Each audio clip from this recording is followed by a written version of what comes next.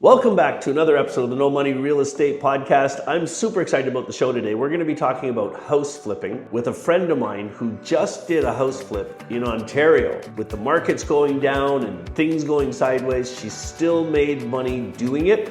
And I thought you'd be interested in hearing this story because house flipping can work in any environment, in any economy. And we're going to get into the details right after this. Hey, my name's Ken, and I'm a real estate investor. I want to welcome you to the No Money Real Estate Podcast. On this show, I'm going to interview elite level real estate investors from all over North America. And I'm going to help you to see one thing that all successful real estate investors have in common. They built their portfolios without using a dime of their own money. I've got a portfolio of $300 million in real estate. That includes resorts, apartment buildings, commercial buildings, and I've built the entire portfolio without using a dime of my own money. Real estate is a business that anybody can get into, but the strategies that those tight real estate investors use to build massive portfolios have been kept secret for decades. Now, because of this show, I'm going to reveal them to you. So let's get started. All right, welcome back, everybody. I'd like to introduce you to my friend Jen Jones. Hey, Jen, how you doing? Good, how are you? I'm doing all right. I'm on location down here at Canadian Hot Tubs today, but I was talking with Jen and found out what had just happened. She did a flip, made some money, and I thought it would be a great conversation to have because in this crazy economy we're in right now in Canada, there's not a lot of people that think house flipping is a good idea.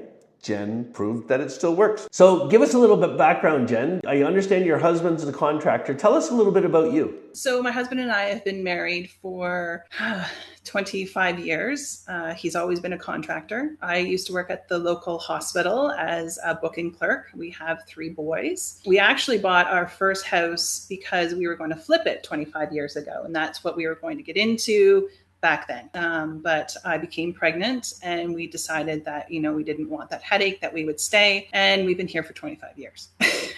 There you go. Since I've joined your syndicate, it's given me confidence to jump back into the game again. And since then, which has been about a year and a half, I've been looking for a place to flip. And it was like you were doing this in the middle of the economy basically falling apart. And I think one of the things we would both agree on is that you had to be really patient. So you looked at a lot of properties. It took you a while to find one. Looking back at the deal you did do, it's not the ideal location. It was about, an hour and a half drive to the place every day? Where exactly did you find this property at? Tell me about it. So, like you said, I had been looking for a very long time, but because I'm new, it's scary, it's unknown, and, it took me a long time to find this place, but I found it on MLS. It was 10 minutes north of Sauble Beach. A really nice area. When we went to look at it, it was springtime. So, we could see how much property we had. Trees had no leaves. So it kind of gave us a good view of what the whole property was, because it was about an acre. Yep. And the street was nice. It had a lot of really nice looking houses on the street. And we thought it would be kind of fun to spend the summer in Sauble Beach.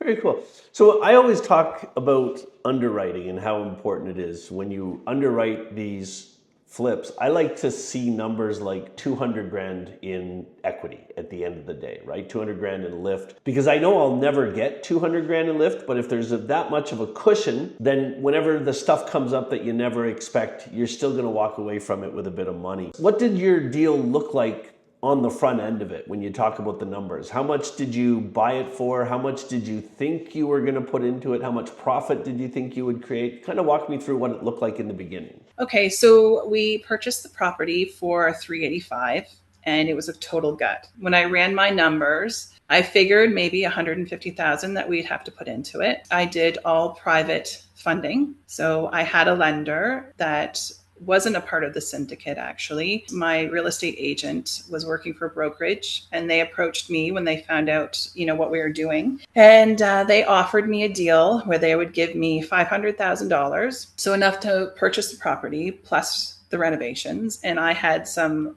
money of my own that I was going to put in as well. The stipulation was that they would charge us 10.39% on $500,000. Interest payments were approximately just under $4,300 a month. And when we were finished, the real estate agent had put it on the market for 814. I thought that was high because of where it was, because of the economy and because things weren't moving very well. So I was a little skeptical, but he said, let's just try. And, if I got 814, then that would have been great. Sure. What did you get?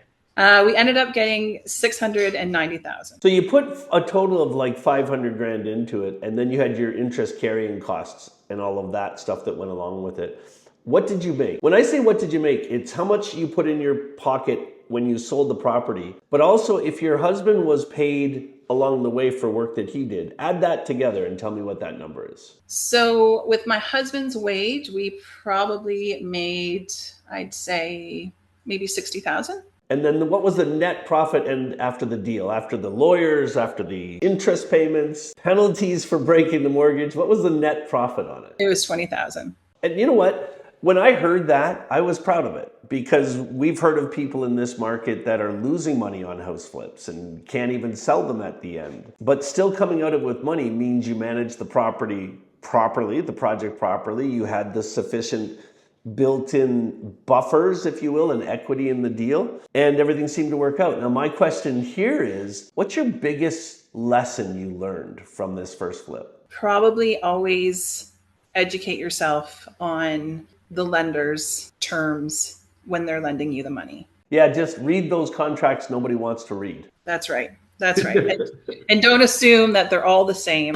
And like I've been taught so many times with you and being a part of the syndicate is to have exit strategies. If I didn't do my due diligence with that, then we could have easily been in the red. But now, see, you made, let's say 80 grand, 60 grand in income, 20 grand in profit at the end of it. It's all done. Are you going to do another one? Absolutely. And this is, I think, the part I love the most about this story. Like, we know the flips can be done and you can make 100 or 150 grand in a flip. But even in your first flip, making 20 grand in profit and getting that experience so that you know what you learned, what didn't go right, what did, and you're ready to do it again, that's invaluable. Absolutely. It was a really great first step to immerse myself, to see, all the hidden costs that you don't really think about going into it, and it just, so going through all of that, you're so much more confident in going to your next one. Absolutely. So you've mentioned the syndicate a couple of times. How long, you said a year and a half ago you joined us? Yeah, I believe a year and a half it's been. If you think about how much the syndicate's grown and all of the benefits of it today, would you still feel as confident recommending that if somebody wants to get into real estate investing, it's a good avenue to get yourself started? Absolutely. I mean, everybody, is just so helpful, and there's so many different levels of people in their journey. Any question I had was answered. I know that I could have reached out to you. I've made quite a few contacts through the syndicate that we meet for coffee. We talk about things, and just having that with you along with your journey is just amazing. That's awesome. Thank you for dropping by today. Friends, listen, if you want to change your life, if you want to get more out of life, then get into real estate investing. If you're nervous about it and excited about it all at the same time, I'm going to put a link to watch a short video about the Investors Growth Syndicate. It's a mastermind group that you can join just like Jen did, and we can help you on that journey. See you later.